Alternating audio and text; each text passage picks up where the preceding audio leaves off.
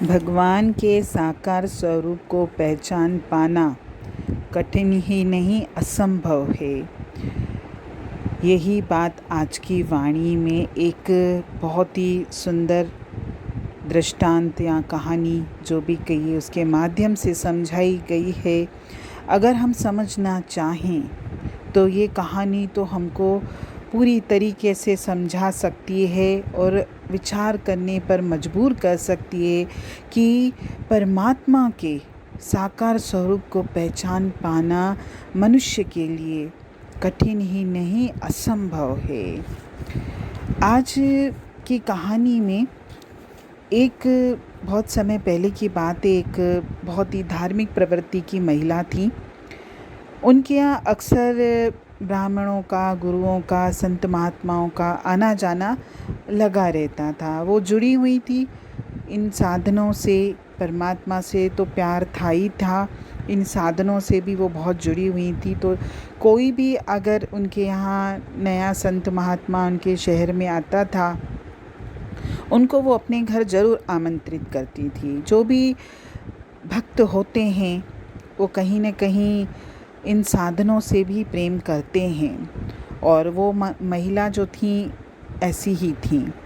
एक बार उनके यहाँ उनके कुल गुरु आए। उनके जो कुल गुरु थे वो उनके घर पर आए, तो वो उनको देखकर बहुत प्रसन्न हुई। तो उन्होंने सोचा कि कुल गुरु न जाने कितने समय के बाद तो मेरे घर आए हैं मुझे दर्शन देने, तो मैं इनको भोजन तो ज़रूर करवाऊंगी, बिना भोजन कराए तो मैं इनको जाने नहीं दूंगी। लेकिन उन्होंने अपने ब्राह्मण अतिथि के लिए बड़ी मेहनत से, शुद्ध तरीके से भोजन बनाया और थाली में परोसकर ब्राह्मण जो उनके कुल गुरु थे उनको भोग लगाने को कहा। तो जो ब्राह्मण थे, उनके जो कुल गुरु थे, जब भी भोजन करते थे आंखें बंद करके पहले प्रभु का ध्यान करते थे।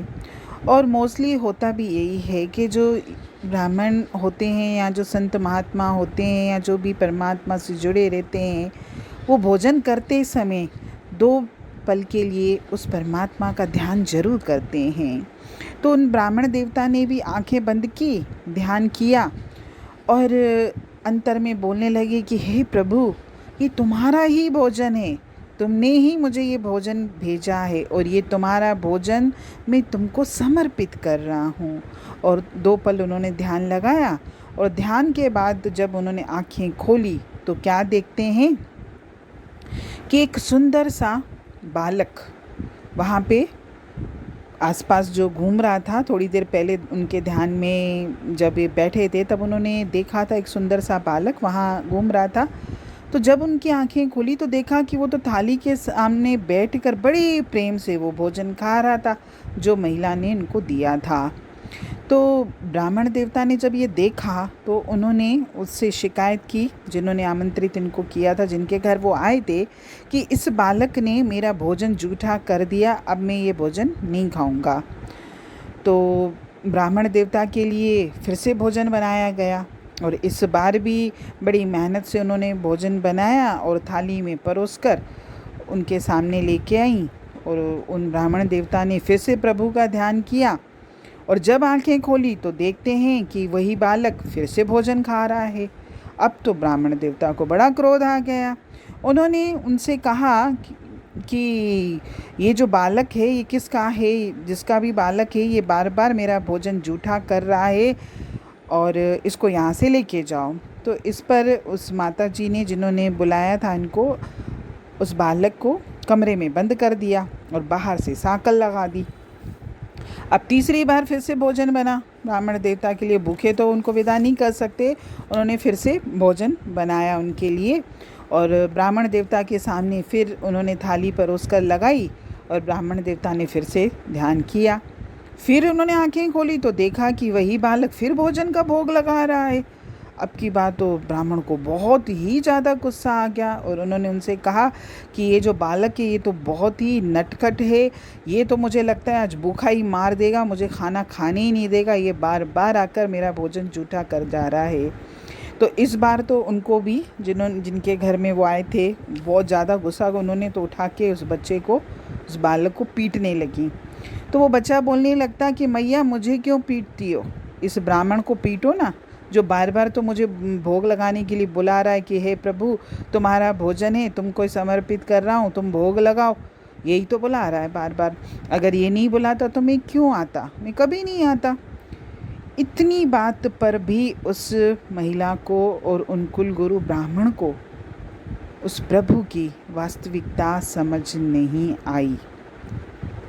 और ये जो आज कहानी थी, ये हमको यही सीख देती है कि ईश्वर न जाने किस रूप में मेरे पास आता है, लेकिन मैं मूढ़ बुद्धि, मेरी नज़र उसकी देह पर जाती है। मैं समझता हूँ कि ये व्यक्ति है, ये मुझे बोल रहा है या ये काम कर रहा है। प्रभु किसी न किसी रूप में आता है।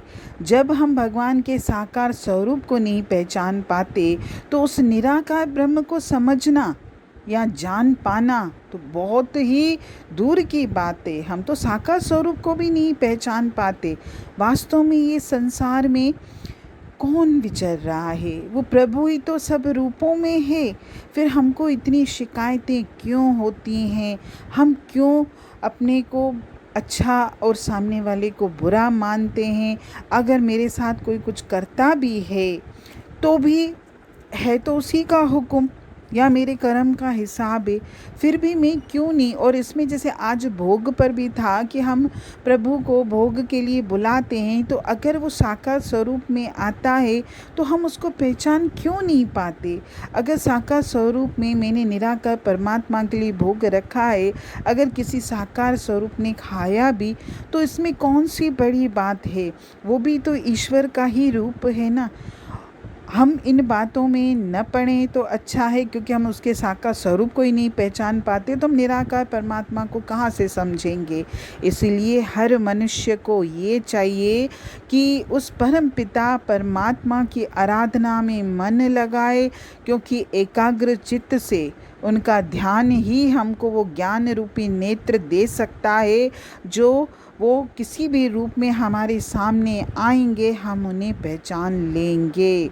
लेकिन शर्त ये है कि मेरा मन उसमें रमा होना चाहिए। अभी तो हमारा मन संसार में रमा हुआ है, संसार की चीज़ें अच्छी लगती हैं, संसार के रिश्ते हमको अच्छे लगते हैं, हमको वो प्रभु कहाँ अच्छा लगता है।